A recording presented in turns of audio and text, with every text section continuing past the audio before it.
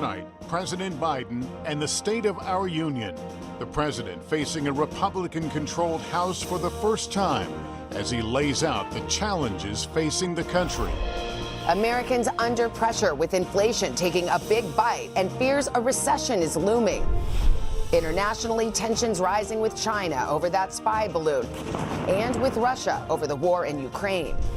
No peace. Here at home, policing in America in the spotlight once again after the beating death of Tyree Nichols. And the president's approval rating underwater as he gets closer to announcing a re-election bid. The stakes higher than ever as the president tries to lay out his case that the state of our union is strong. From NBC News, President Biden's State of the Union.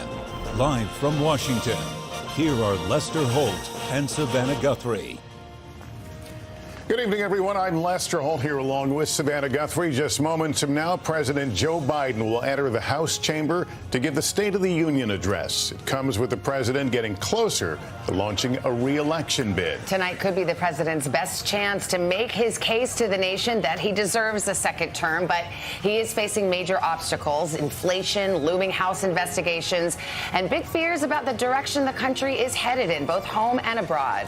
Any moment now, we expect the sergeant at arms to announce the president's arrival. We have our full NBC News team here with us in studio: Kristen Welker, Chuck Todd, Hallie Jackson, as well as correspondents spread out around the world. So let's get it started. We'll have NBC senior Capitol Hill correspondent Garrett Hake lead us off. He's in the House chamber. We're already seeing the dignitaries arrive, members of the Supreme Court. Garrett, give us a lay of the land. Well, Savannah, when President Biden arrives in the chamber in a minute here, he's going to see a very different chamber than in his previous speeches before Congress. First of all, this chamber is packed. There are no longer any COVID-19 restrictions in place.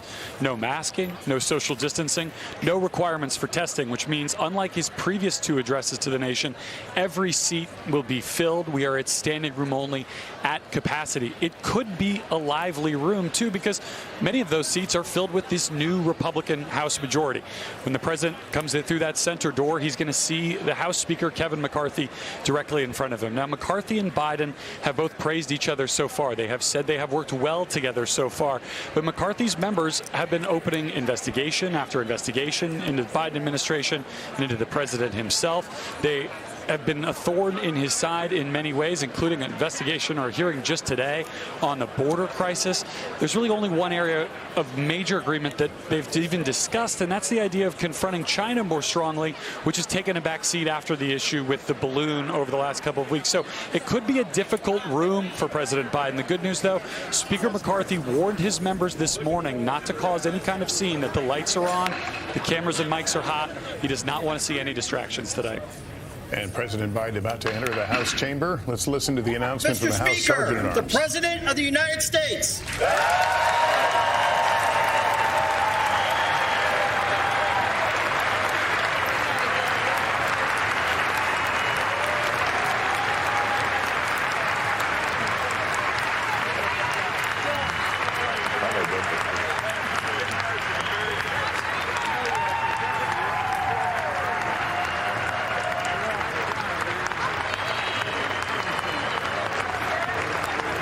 President making his way into the chamber is being greeted all smiles right now. We'll see what it looks like at the end. But President on time, and we normally about 10 minutes of what you're seeing right now, greetings before we expect him to take the podium and begin his remarks. A lot of pressing of the flesh. Often in history, certain members of Congress save those seats, want to get that FaceTime with the president. As Garrett mentioned, this is a different chamber he's facing. The first time he'll address divided government as president of the United States. Members of the cabinet are there, members of the Supreme Court, and we'll see some of those officials as the president makes his way to the podium. We want to turn to Peter Alexander, our White House correspondent, who has been talking to officials about what we can expect from this State of the Union. Hi, Peter. Savannah, good evening to you. We just heard from the president as he left the White House a matter of moments ago. He was asked by reporters, what is the State of the Union? He said it's in great shape and getting better. But fundamentally, that is his challenge tonight, to try to bridge the gap between what has been strong economic news, the lowest unemployment rate in more than 50 years, inflation still too high, but certainly easing right now, and the dissatisfaction with the direction of the country from most Americans right now who feel like the economy is not working for them. The White House believes that its policies, the president's accomplishments are popular, but that Americans don't even know exactly what they are. And I hope he can communicate that directly to Americans tonight, with the takeaway being that Joe Biden has your back. He will say jobs are coming back and pride is coming back. Watch him use 2023, in the words of one White House official tonight, as the year of implementation, to try to put all of those efforts into effect. I've been struck by reading the excerpts ahead of tonight's speech. This looks like the president's going to try to sort of lower the temperature tonight, effectively staying away from those attacks on MAGA Republicans, instead saying that there is no reason that we can't work together on some of the topics they hope to get done. Those bipartisan issues like opioid addiction and combating cancer. Of course, for this president, the stakes are very high right now, not just for his administration in this term, but for his presidential future. This, in many ways, is the unofficial kickoff to 2024, where, among other things, his job tonight will be to try to convince Democrats that he's prepared for another 4 years. So, and it's not, of course, Peter, not just domestic issues, but tonight's State of the Union comes amid rising tensions with China over that spy balloon. Andrea Mitchell is NBC's chief Washington and chief foreign affairs correspondent. Andrea, some revisions to the president's speech, we understand, regarding China. Indeed, I'm told the president is expected to talk about the importance of the strategic relationship with China and standing up for sovereignty, but he is not going to talk about China's spy balloon or defend himself against Republican criticism like today's from Senate Minority Leader Mitch McConnell, that the country learned on President Biden's watch. He said the state of our union is apparently under Chinese surveillance from our own skies. The president will mention that Defense Secretary Austin was just in the Philippines to expand U.S. bases there as a deterrent to China. And the Pentagon says China's defense minister refused a call from Austin after the shootdown. As the president speaks to Congress, the Navy and Coast Guard are continuing tonight the round-the-clock search for debris in the waters off South Carolina. And for the first time, a Chinese balloon, by the way, this is not the first time that a balloon from China has crossed into U.S. airspace. They just discovered it had happened 3 times under President Trump and once previously under President Biden, but never before for this duration. And it was not known until now. And NBC News is reporting tonight the administration is working to declassify how China sent balloons to spy on dozens of other countries as well. Lester. And we saw the president just a moment ago with members of the Joint Chiefs offering a salute to Chairman Milley, and now the president making his way to greet Kevin McCarthy, the new Speaker of the House, who will be looking over his shoulder.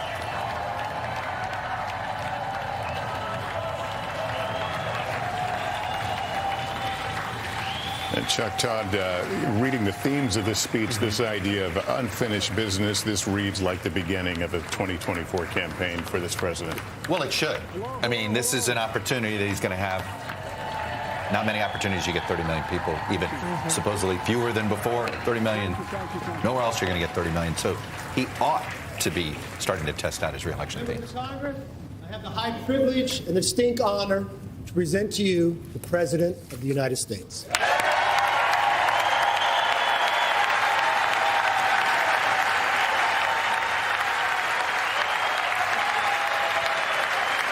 Mr. Speaker. Thank you. You can smile. It's okay. But they've all but said he's running. You would assume that how he's going to talk about what he did in those first 2 years, if it's all about implementation, well, that sounds like a real act. Mr. Speaker, Madam Vice President, our First Lady and Second Gentleman, good to see you guys up there. Members of Congress.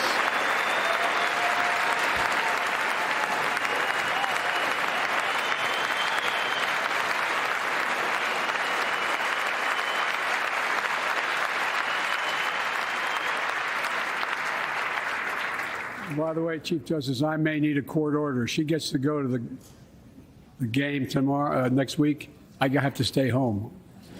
Got to work something out here. Members of the Cabinet, leaders of our military, Chief Justice, Associate Justice, and retired Justice of the Supreme Court, and to you, my fellow Americans. You know, I start tonight by congratulating the 118th Congress and the new Speaker of the House, Kevin McCarthy.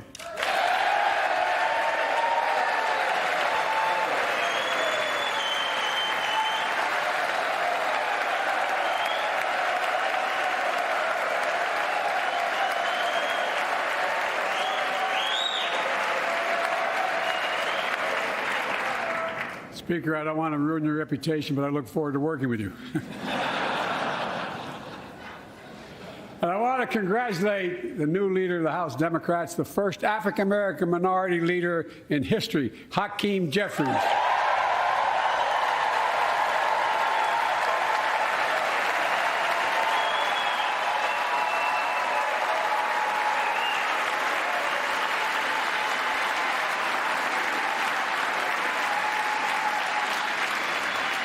He won in spite of the fact I campaigned for him. Congratulations to the longest-serving leader in the history of the United States Senate, Mitch McConnell. Where are you, Mitch?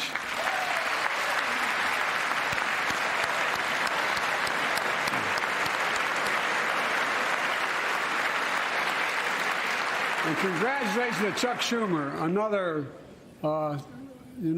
term as Senate Minority Leader. I think you.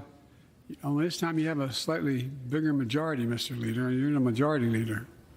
About that much bigger? Yeah. Well, I tell you what. I want to give special recognition to someone who I think is going to be considered the greatest speaker in the history of the House of Representatives, Nancy Pelosi.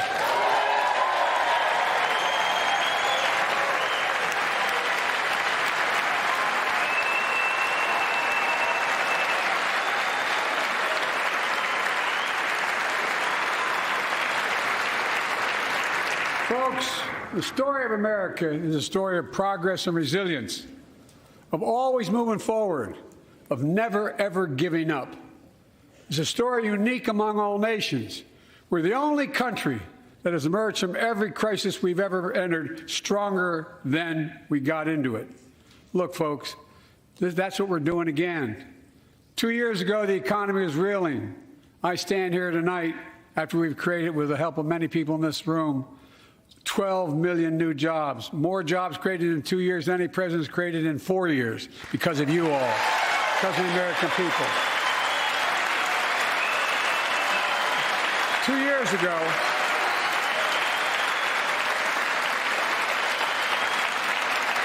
and 2 years ago, COVID had shut down, our businesses were closed, our schools were robbed of so much, and today, COVID no longer controls our lives. And 2 years ago, democracy faced its greatest threats in the Civil War. And today, though bruised, our democracy remains unbowed and unbroken.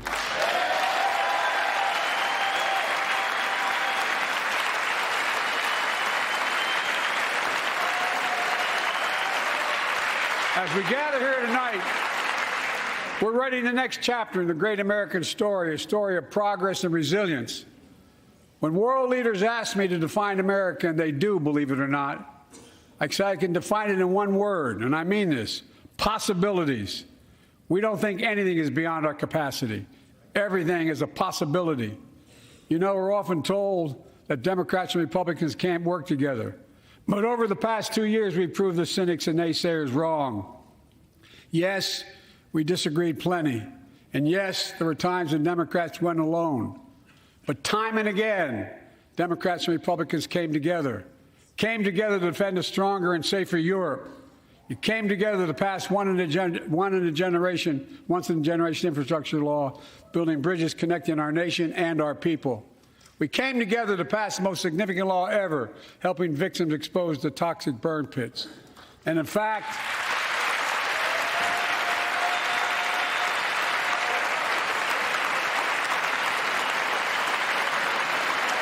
it was important.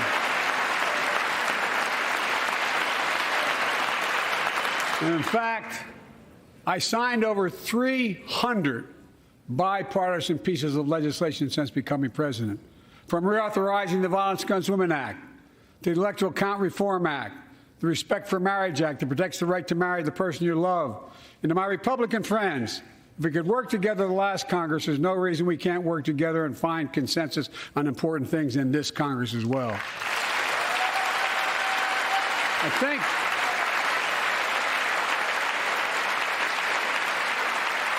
Folks,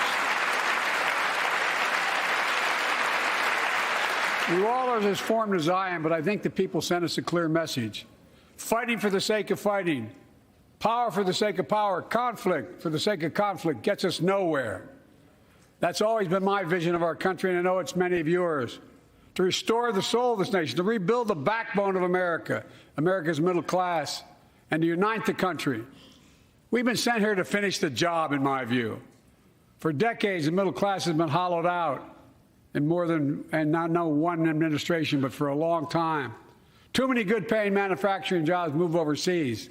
Factories closed down. Once thriving cities and towns that many of you represent became shadows of what they used to be. And along the way, something else we lost: pride, our sense of self-worth. I ran for president to fundamentally change things, to make sure our economy works for everyone, so we can all feel that pride in what we do. To build an economy from the bottom up and the middle out, not from the top down. Because when the middle class does well, the poor have a ladder up, and the wealthy still do very well. We all do well.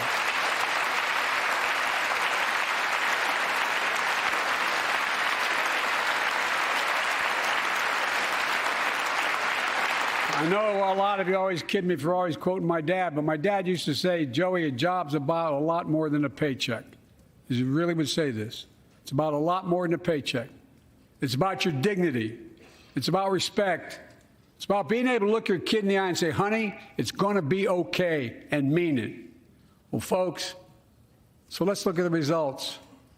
We're not finished yet by any stretch of the imagination, but unemployment rate is at 3.4%, a 50-year low. A near record unemployment. Near record unemployment for black and Hispanic workers. We've already created, your help, 800,000 good-paying manufacturing jobs, the fastest growth in 40 years. And where is it written? Where is it written that America can't lead the world in manufacturing? And I don't know where that's written. For too many decades, we imported projects and exported jobs. Now, thanks to what you've all done, we're exporting American products and creating American jobs. Folks,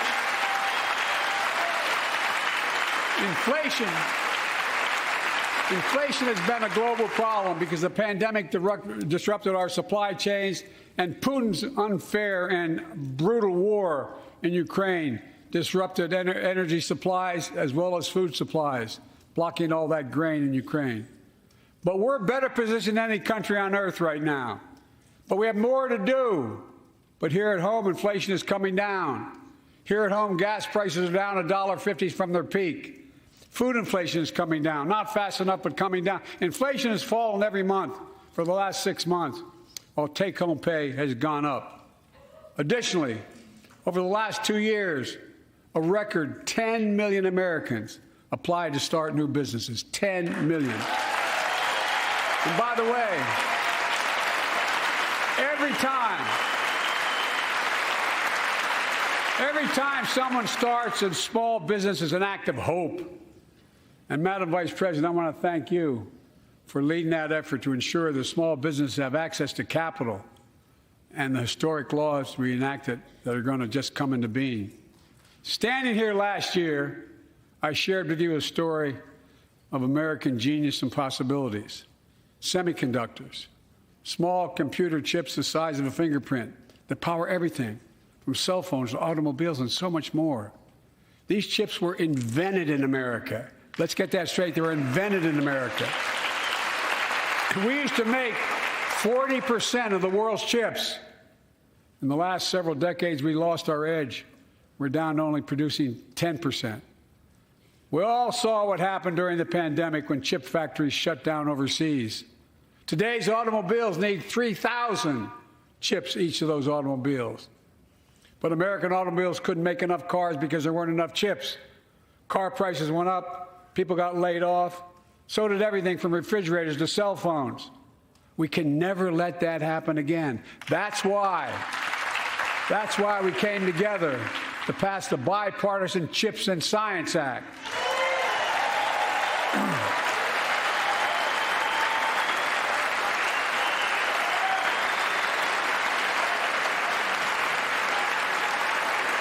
Folks,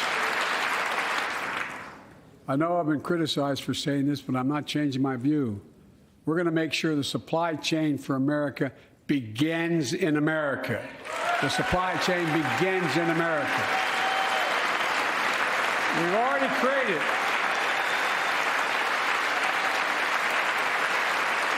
created 800,000 new manufacturing jobs without this law, before the law kicks in. With this new law, we're going to create hundreds of thousands of new jobs across the country. And I mean all across the country, throughout not just the coast, but through the middle of the country as well. That's going to come from companies that have announced more than $300 billion in investment in American manufacturing over the next few years. Outside of Columbus, Ohio, Intel is building semiconductor factories on 1,000 acres, literally a field of dreams. It's going to create 10,000 jobs, that one investment, 7,000 construction jobs, 3,000 jobs in those factories once they're finished. They call them factories. Jobs paying an average of $130,000 a year, and many do not require a college degree.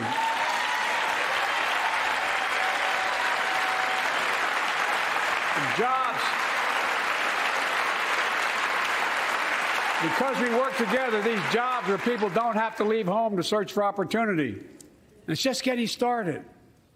Think about the new homes, the small businesses, the medium-sized businesses. So much more that's going to be needed to support those 3,000 permanent jobs and the factories that are going to be built. Talk to mayors and governors, Democrats and Republicans, and they'll tell you what this means for their communities. We're seeing these field of dreams transform to the heartland. But to maintain the strongest economy in the world, we need the best infrastructure in the world. And folks, as you all know, we used to be #1 in the world in infrastructure. We've sunk to 13th in the world. The United States of America, 13th in the world in infrastructure, modern infrastructure. But now we're coming back because we came together and passed the bipartisan infrastructure law, the largest investment in infrastructure since President Eisenhower's interstate highway system.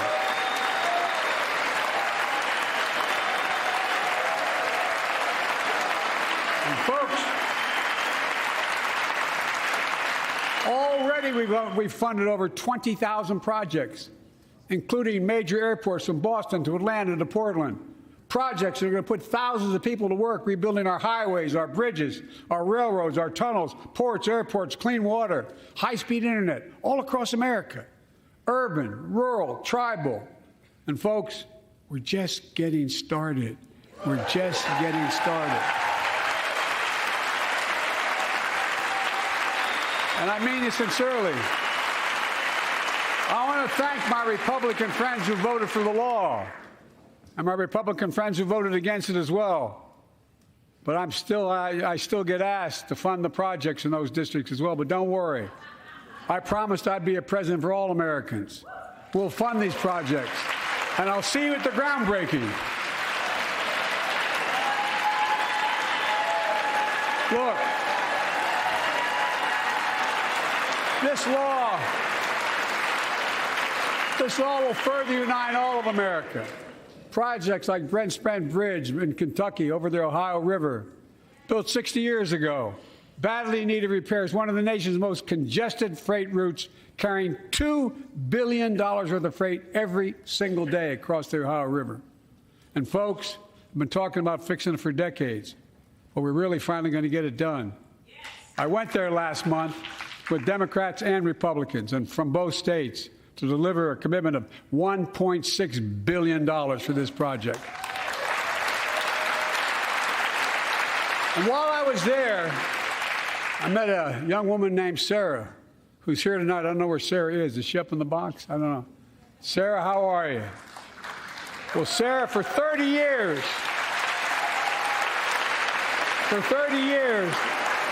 I learned, she told me she'd been a proud member of the Iron Workers Local 44, known as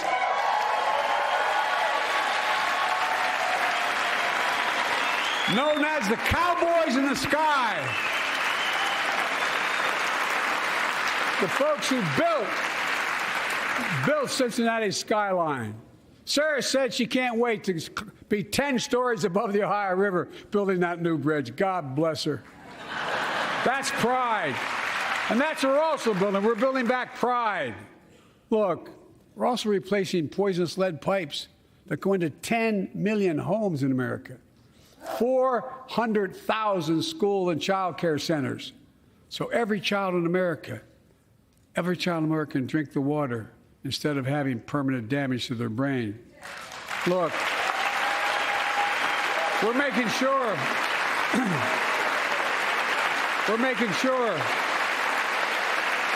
that every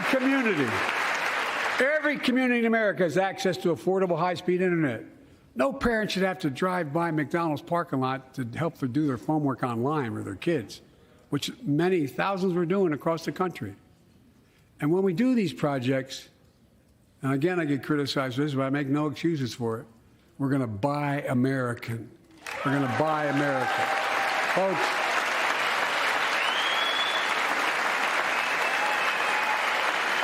and it's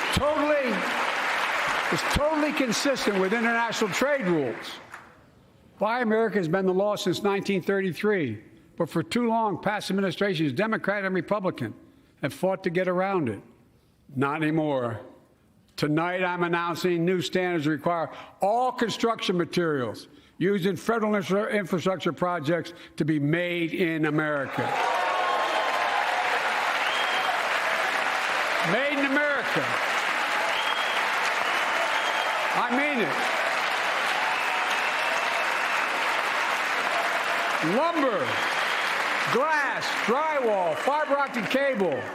And on my watch, American roads, bridges, and American highways are going to be made with American products as well. Folks, my economic plan is about investing in places and people that have been forgotten. So many of you listening to me tonight, I know you feel it. So many of you felt like you've just simply been forgotten. Amid the economic upheaval of the past 4 decades, too many people have been left behind and treated like they're invisible. Maybe that's you watching from home. Remember the jobs that went away. You remember them, don't you? The folks at home remember them. You wonder whether the path even exists anymore for your children to get ahead without having to move away. Well, that's why I get that. That's why we're building an economy where no one's left behind. Jobs are coming back. Pride is coming back. Because choices we made in the last several years. You know, this is, in my view, a blue-collar blueprint to rebuild America and make a real difference in your lives at home. For example, too many of you lay in bed at night like my dad did, staring at the ceiling, wondering what in God's name happens if your spouse gets cancer or your child gets deadly ill, or something happens to you. What are you going to have? You get money to pay for those medical bills? Or are you going to have to sell the house or try to get a second mortgage on it? I get it. I get it. With the Inflation Reduction Act that I signed into law, we're taking on powerful interests to bring health care costs down so you can sleep better at night with more security. You know, we pay more for prescription drugs than any nation in the world. Let me say it again. We pay more for prescription drugs than any major nation on earth. For example, 1 in 10 Americans has diabetes. Many of you in this chamber do, and in the audience. But every day, millions need insulin to control their diabetes so they can literally stay alive. Insulin's been around for over 100 years. The guy who invented it didn't even patent it because he wanted it to be available for everyone. It costs the drug companies roughly $10 a vial to make that insulin. Package it and all, you may get up to $13. But Big Pharma has been unfairly charging people hundreds of dollars, $400 to $500 a month, making record profits. Not anymore. Not anymore.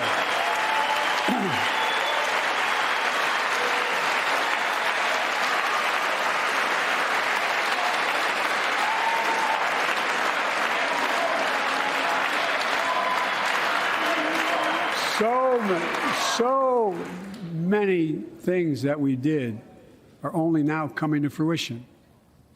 We said we were doing this, and we said we passed the law to do it, but people didn't know because the law didn't take effect until January 1 of this year. We capped the cost of insulin at $35 a month for seniors on Medicare. People are just finding out. I'm sure you're getting the same calls I'm getting. Look, there are millions of other Americans who do not or are not on Medicare, including 200,000 young people with type 1 diabetes and need this insulin to stay alive. Let's finish the job this time. Let's cap the cost of insulin for everybody at $35.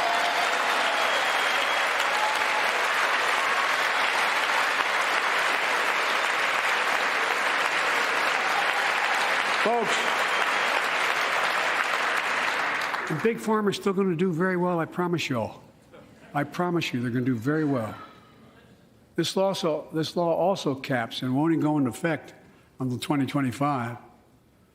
Costs, out-of-pocket drug costs for seniors on Medicare at a maximum of $2,000 a year. You don't have to pay more than $2,000 a year, no matter how much your drug costs are. Because you know why? You all know it. Many of you, like many in my family, have cancer.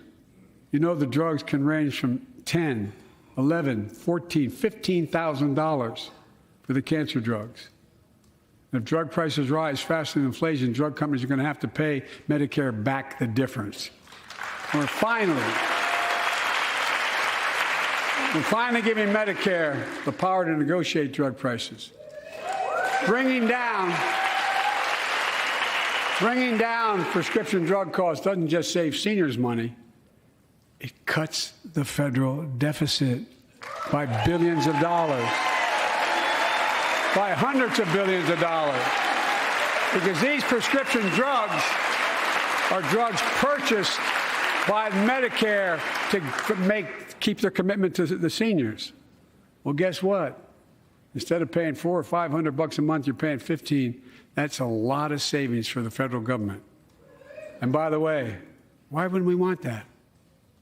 Now, some members here are threatening, and I know it's not an official party position, so I'm going to exaggerate, but threatening to repeal the Inflation Reduction Act. As my coach, that's okay, that's fair. As my football coach used to say, lots of luck in your senior year. Make no mistake, if you try anything to raise the cost of prescription drugs, I will veto it. Look, I'm pleased to say that more Americans have health insurance now than ever in history. A record 16 million people are enrolled in the Affordable Care Act. And thanks to the law I signed last year, saving millions are saving $800 a year on their premiums. And by the way, that law was written and the benefit expires in 2025. So my plea to some of you, at least in this audience, let's finish the job and make these savings permanent. Expand coverage of Medicaid.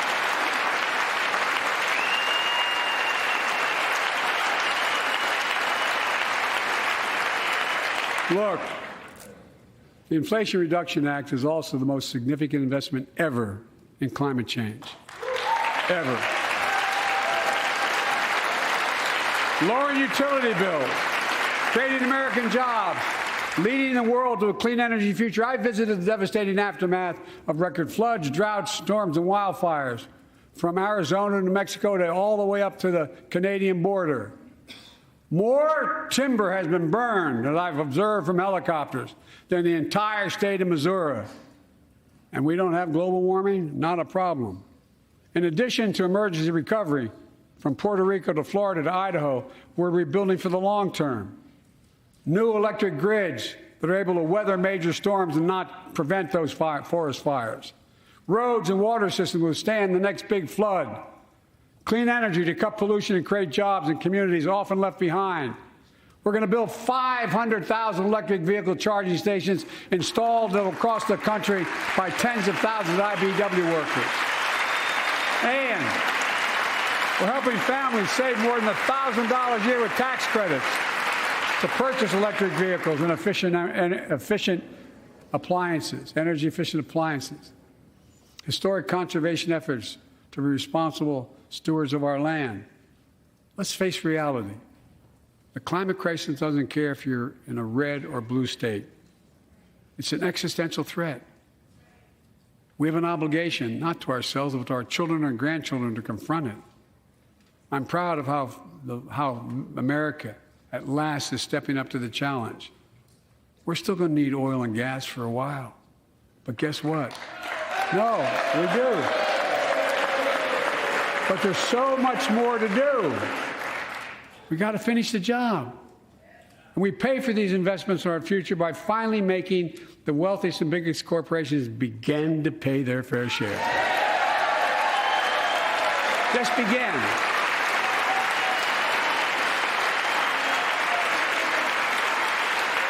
Look, I'm a capitalist, but pay your fair share. I think a lot of you at home agree with me and many people that you know. The tax system is not fair. It is not fair.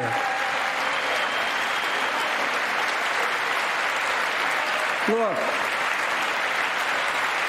the idea that in 2020, 55 of the largest corporations in America, the Fortune 500, made $40 billion in profits and paid zero in federal taxes? Zero? Folks, it's simply not fair. But now, because of the law I signed, billion-dollar companies have to pay a minimum of 15%. God love them. 15%. That's less than a nurse pays.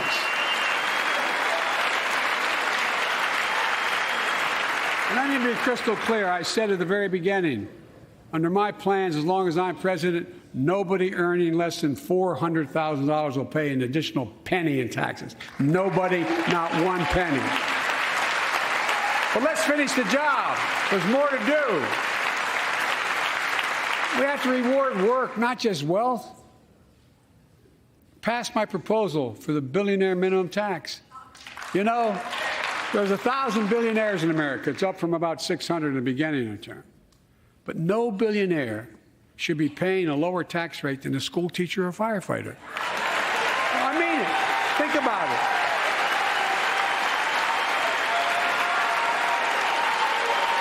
I mean, look.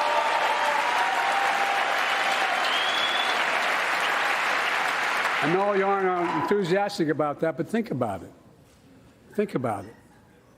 Have you noticed Big Oil just reported its profits, record profits? Last year they made $200 billion in the midst of a global energy crisis. I think it's outrageous. Why? They invested too little of that profit to increase domestic production. And when I talk to a couple of them, they say, we're afraid you're going to shut down all the oil wells, all the oil refineries anyway, so why should we invest in them? I said, we're going to need oil for at least another decade. And that's going to exceed and beyond that. We're going to need it. Production. If they had, in fact, invested in the production to keep gas prices down, instead, they used the record profits to buy back their own stock, rewarding the CEOs and shareholders. Corporations ought to do the right thing. That's why I propose we quadruple the tax on corporate stock buybacks and encourage long-term investments.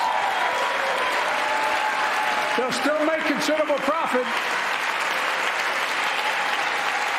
Let's finish the job and close the loopholes that allow very wealthy to avoid paying their taxes. Instead of cutting the number of audits for wealthy taxpayers, I just signed a law to reduce the deficit by $114 billion by cracking down on wealthy tax cheats.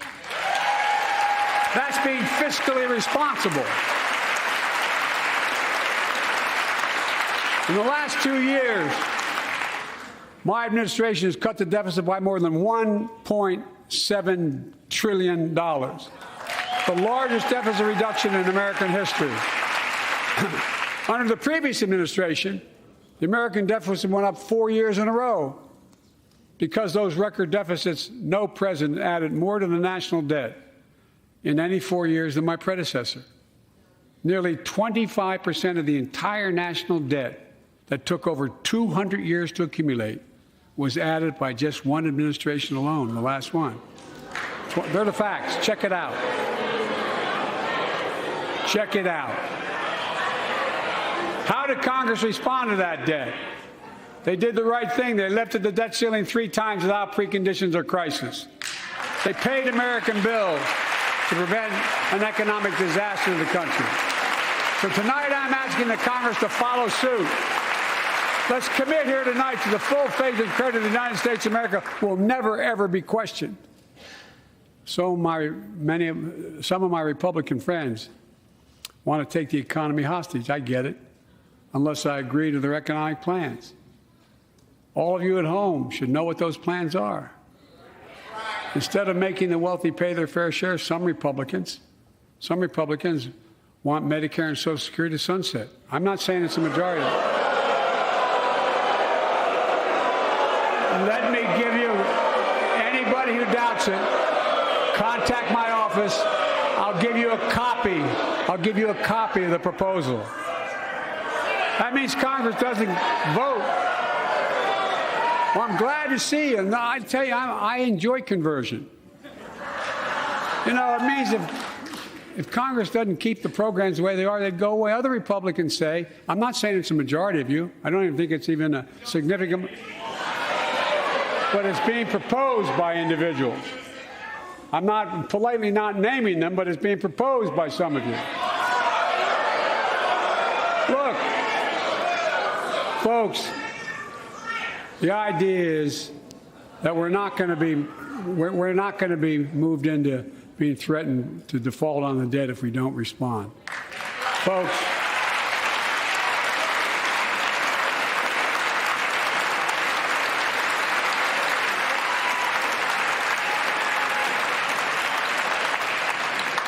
Folks, as we all apparently agree, Social Security and Medicare is off the books now, right? They're not to be sponsored. All right. I'm ready. We got unanimity.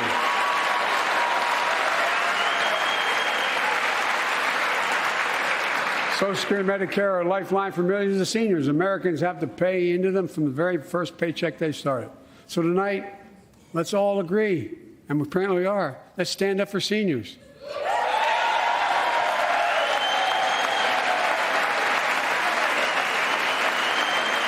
Stand up and show them. We will not cut Social Security. We will not cut Medicare.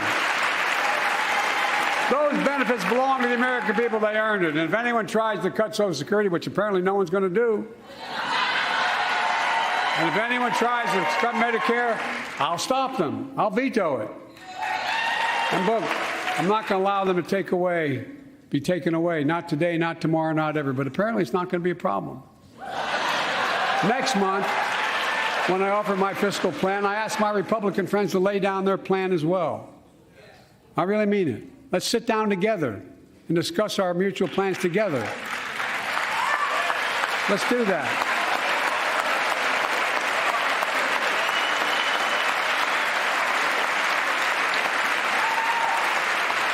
I can tell you,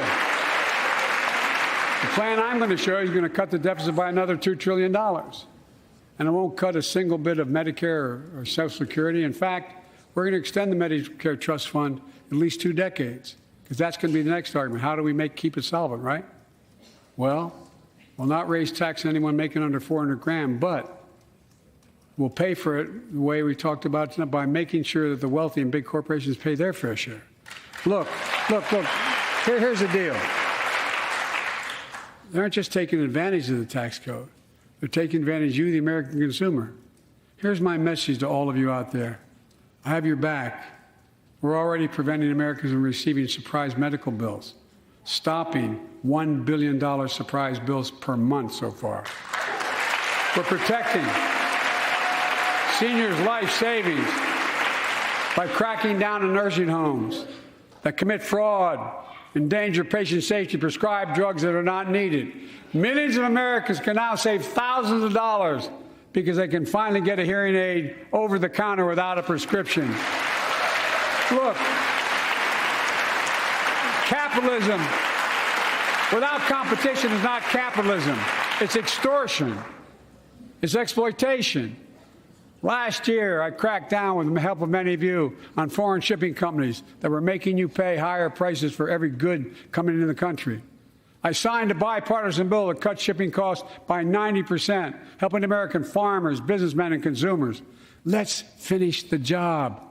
Pass the bipartisan legislation to strengthen antitrust enforcement and prevent big online platforms from giving their own products an unfair advantage.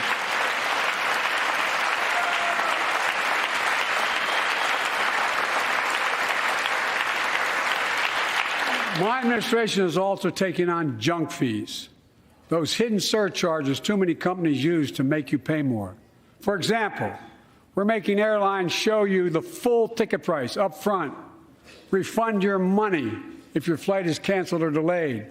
We've reduced exorbitant bank overdrafts by saving consumers more than $1 billion a year.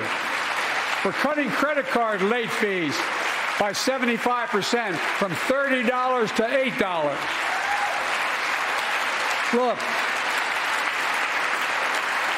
junk fees may not matter to the very wealthy, but they matter to most other folks in homes like the one I grew up in, like many of you did.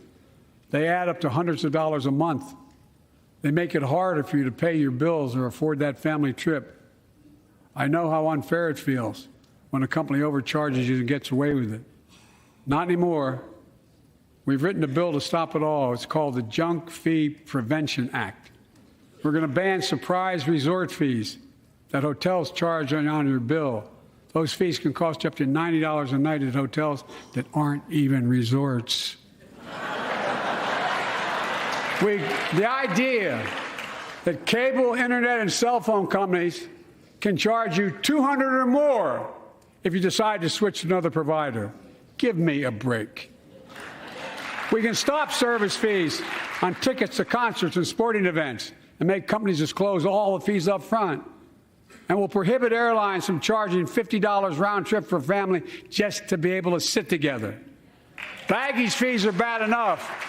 Airlines can't treat your child like a piece of baggage. Americans are tired of being. We're tired of being played for suckers. So pass the Junk Fee Prevention Act so companies stop ripping us off. For too long, workers have been getting stiffed, but not anymore. We're beginning to restore the dignity of work. For example, I should have known this, but I didn't until 2 years ago. 30 million workers have to sign non-compete agreements for the jobs they take. 30 million. So a cashier at a burger place can't walk across town and take the same job at another burger place and make a few bucks more. It just changed. But they just changed it because we exposed it. That was part of the deal, guys. Look it up. But not anymore. We're banning those agreements so companies have to compete for workers and pay them what they're worth.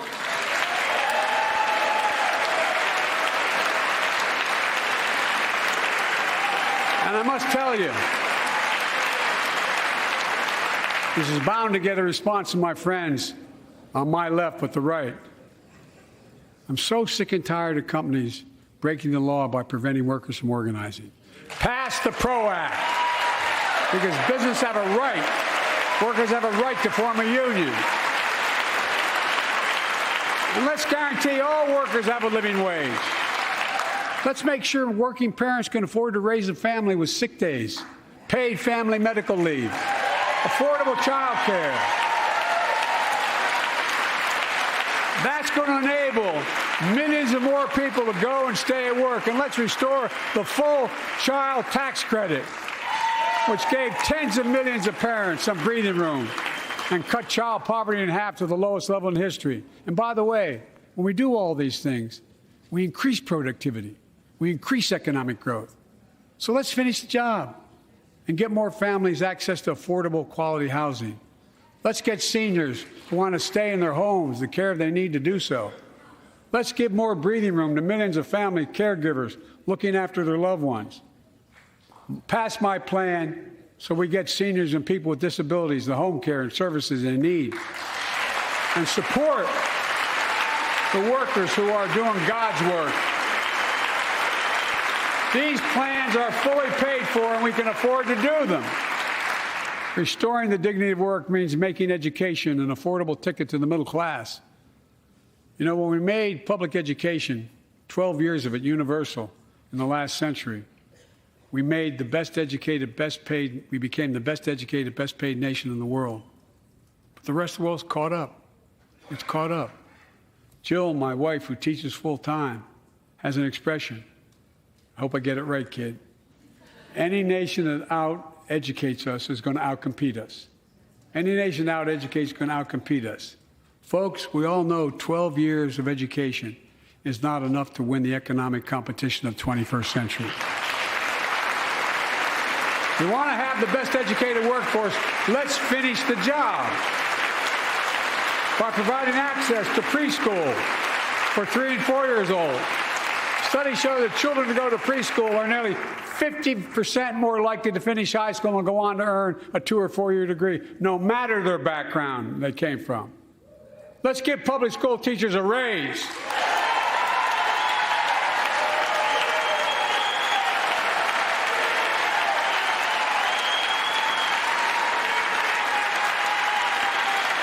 We're making progress by reducing student debt, increasing Pell Grants for working and middle-class families.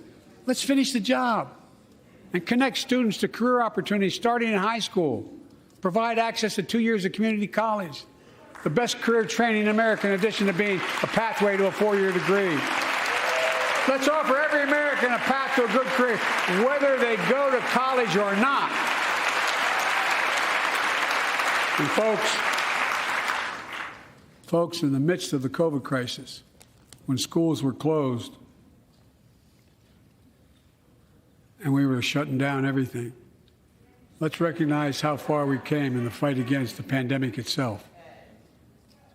While the virus is not gone, thanks to the resilience of the American people and the ingenuity of medicine, we've broken the COVID grip on us. COVID deaths are down by 90%. We've saved millions of lives and opened up our country. We opened our country back up, and soon we'll end the public health emergency. But that's called a public health emergency. But we'll remember the toll and pain that's never going to go away. More than 1 million Americans lost their lives to COVID. 1 million.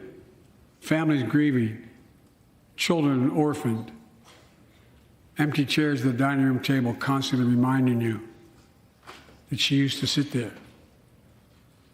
Remembering them, we remain vigilant. We still need to monitor dozens of variants and support new vaccines and treatments. So Congress needs to fund these efforts and keep America safe. And as we emerge from this crisis stronger, we're also got to double down on prosecuting criminals who stole relief money meant to keep workers and small businesses afloat.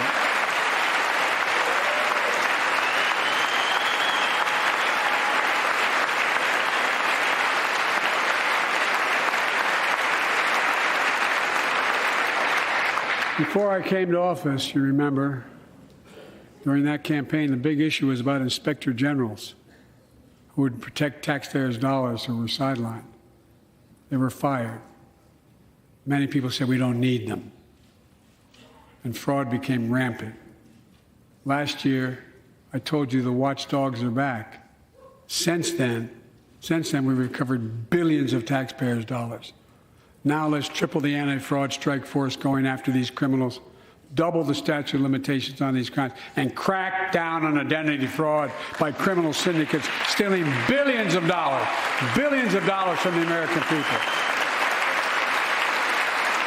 And the data shows that for every dollar we put into fighting fraud, the taxpayers get back at least 10 times as much. It matters. It matters. Look, COVID left its scars, like the spike in violent crime in 2020, the first year of the pandemic. We have an obligation to make sure all people are safe. Public safety depends on public trust, as all of us know. But too often that trust is violated. Joining us tonight are the parents of Tyre Nichols. Welcome.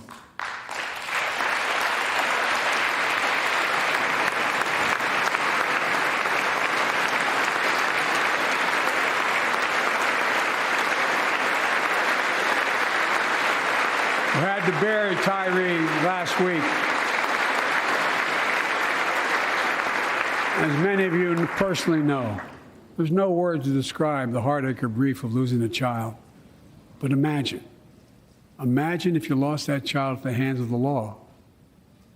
Imagine having to worry whether your son or daughter came home from walking down the street, or playing in the park, or just driving a car. Most of us in here have never had to have the talk that brown and black parents have had to have with their children. Bo, Hunter, Ashley, my children. I never had to have the talk with them. I never had to tell them, if a police officer pulls you over, turn your interior lights on right away. Don't reach for your license. Keep your hands on the steering wheel. Imagine having to worry like that every single time your kid got in a car. Here's what Tyre's mother shared with me when I spoke to her. When I asked her how she finds the courage to carry on and speak out. The faith of God, she said her son was, quote, a beautiful soul, and something good will come of this. Imagine how much courage and character that takes. It's up to us, to all of us. We all want the same thing. Neighborhoods free of violence. Law enforcement who earns the community's trust. Just as every cop, when they pin on that badge in the morning, has a right to be able to go home at night, so does everybody else out there. Our children have a right to come home safely. Equal protection under the law is a covenant we have with each other in America. We know police officers put their lives on the line every single night and day. And we know we ask them in many cases to do too much, to be counselors, social workers, psychologists, responding to drug overdoses, mental health crises, and so much more. In one sense, we ask much too much of them. I know most cops and their families are good, decent, honorable people, the vast majority. But they risk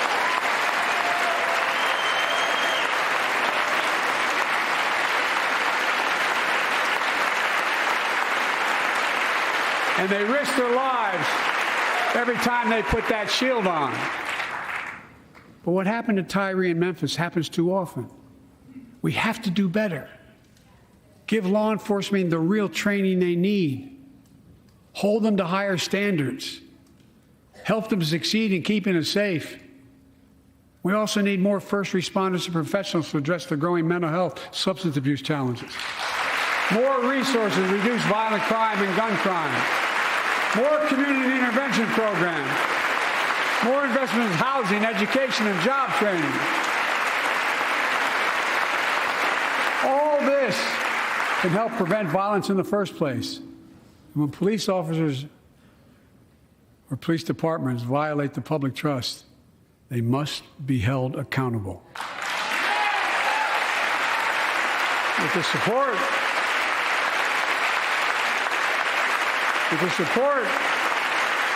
of the families of victims, civil rights groups, and law enforcement, I signed an executive order for all federal officers, banning chokeholds, restricting no-knock warrants, and other key elements of the George Floyd Act. Let's commit ourselves to make the words of Tyler's mom true. Something good must come from this. Something good. And all of us